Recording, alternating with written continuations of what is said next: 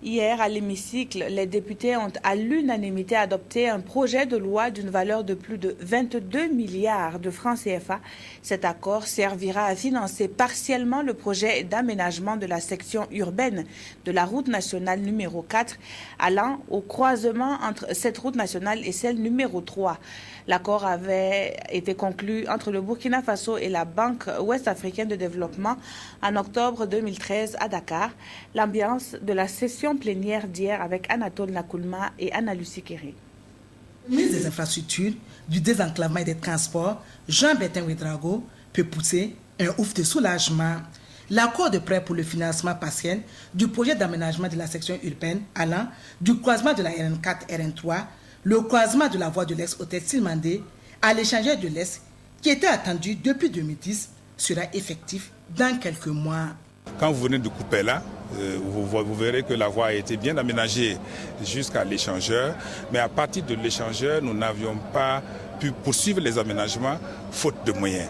Alors, le gouvernement a donc entrepris de mobiliser des ressources auprès de la Banque ouest-africaine de développement pour poursuivre donc l'aménagement de cette voirie jusqu'au carrefour de l'avenue 56, avec un milieu de tronçon, un échangeur, mini-échangeur qui va permettre donc de fluidifier le trafic pour ceux qui vont du côté de Silmandé.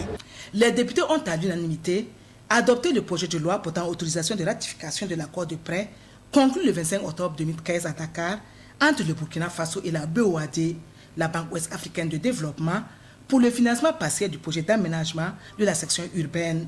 Le prêt de la BOAD est estimé à 18 milliards de francs CFA. L'État burkinabé contribuera à hauteur de 3 milliards de francs. Le projet a été tellement bien conçu qu'ils ont prévu de ne pas toucher à cette partie de Bangré-Ouégo. C'est surtout sur l'accotement gauche que je crois qu'il y aura des impacts et je pense qu'il est en tout cas prévu de faire en sorte que tous ceux qui seront touchés, que ce soit en tout cas dans les bâtiments ou quoi que ce soit, soient indemnisés. Je salue d'entrée de jeu le fait qu'on dit qu'il y aura des parcs de stationnement. Je salue aussi le fait qu'on dit que l'ONEA, la Sonabel et puis l'Onatel vont être concertés pour que les travaux se fassent ensemble.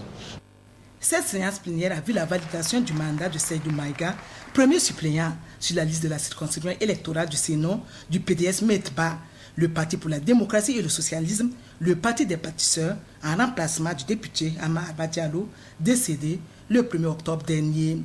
Puisqu'ils se retrouvaient à l'hémicycle quelques jours après la disparition de leurs collègues, les élus nationaux ont observé une minute de silence en sa mémoire.